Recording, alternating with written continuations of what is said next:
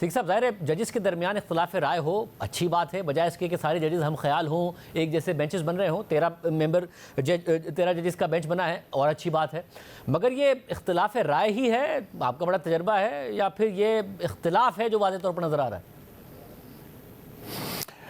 बहुत शुक्रिया शाहज़ेब साहब। आपने ये कहा तो उसमें एक बड़ा अच्छा रिमार्क्स आया था कि सुन्नी इत्तेहाद कौंसिल और पीटीआई का आपस में क्या ताल्लुक है। तो जस्टिस मुनीब अख्तर ने कहा था कि हम ख्याली सियासी हैं, तो हम ख्याल का भी एक बैकग्राउंड है और उसमें माजी में हमने देखा था कि एक सेट ऑफ जजेस जो था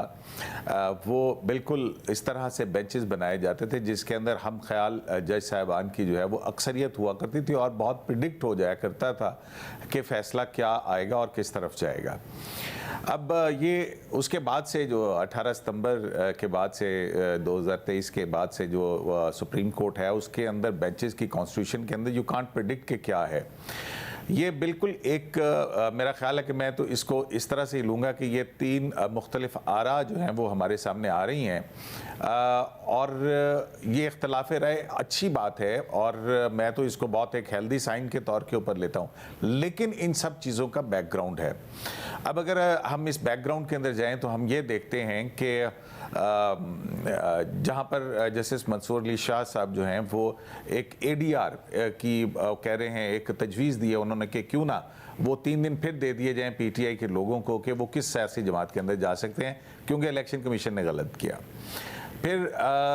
अब इसको अगर हम पीछे देखें तो हमने ये देखा है कि इसी तरह का एक फ़ैसला आया था सुप्रीम कोर्ट में माजी के अंदर कि जब जनरल बाजवा की एक्सटेंशन का फ़ैसला था और उसमें 6 माह दे दिए गए थे और फिर कहा गया था कि पार्लियामेंट जो है वो इसको वो करे। तो ये एक लगता है इस तरह की एक एडीआर है।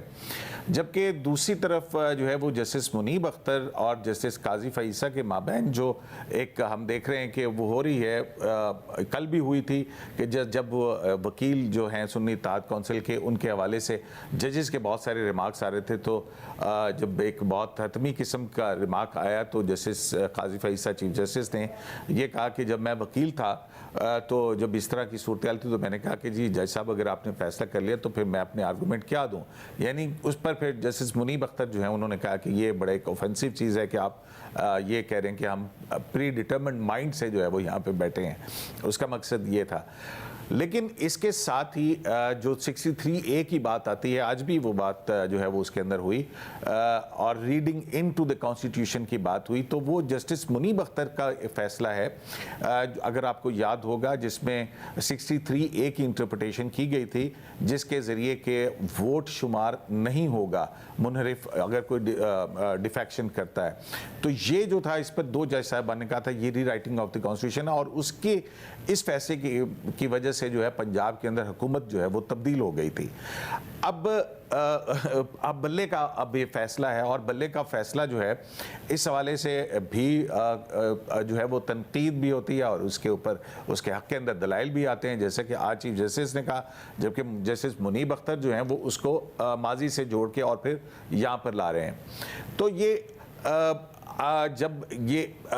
अदालती ज़ुबान के अंदर अगर हमने इसको देखा जाए तो ये एक गिले शिकवे तो ज़रूर हो सकते हैं,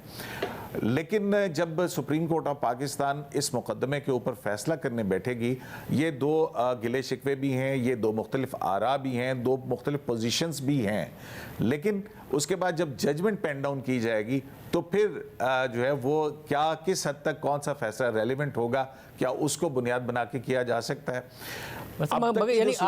यानी आप ये कह रहे हैं कि जिस तरीके से मामला जा रहे हैं, एक ज़माना था बेंच की अनाउंसमेंट होती थी और आप जैसे कोर्ट रिपोर्टर्स बताते थे कि ये फैसला आने वाला है, अभी इतनी 2 समातों के बाद भी आप ये कह रहे हैं कुछ पता नहीं चल रहा है किस सिमत में मामला जा रहा है। जी एक वाज़े तौर के ऊपर 2 फ़र्क नज़र आ रहे हैं, बल्कि मैं तो इसको 3 तरह से देखना चाह रहा हूँ इसको कि जो इस वक्त 13 जज साहबान है वो सेट ऑफ जजेस जो हैं उसके अंदर जो लेटर के ऊपर, जो लेटर एंड स्पिरिट के ऊपर, कॉन्स्टिट्यूशन के ऊपर रह के, आइन और कानून पर रहकर फैसला जो है वो देंगे इसके ऊपर। जबकि कुछ आज भी आ जाए कि क्रिएटिव इंटरप्रिटेशन ऑफ जो है वो की जाए, ये मुतालबा आया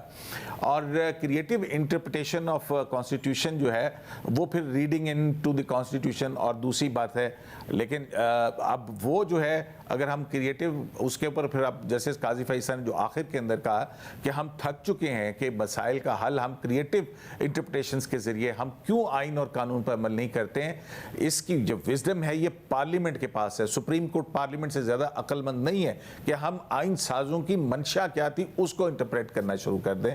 तो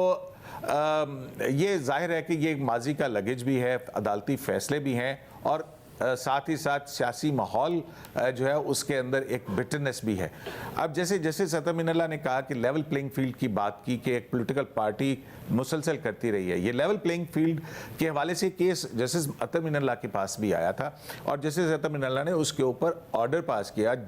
और उस पर इलेक्शन कमीशन के पास गया। लेकिन इलेक्शन कमीशन ने जब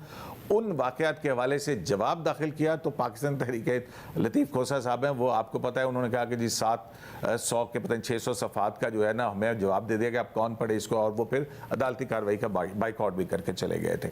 तो ये वो सारी सियासी जो बिटरनेस भी है और बाहमी इख्तलाफात भी हैं और कॉन्स्टिट्यूशन को देखने के मुख्तलिफ अंदाज भी हैं। एक आइन और कानून को के ज़रिए देखना चाहता है, जबकि एक जो है वो पॉपुलिस्ट अप्रोच के ज़रिए आइन की तशरीह जो है वो शायद उसके ऊपर जोर दिया जा रहा है जो वक्त की ज़रूरत हो।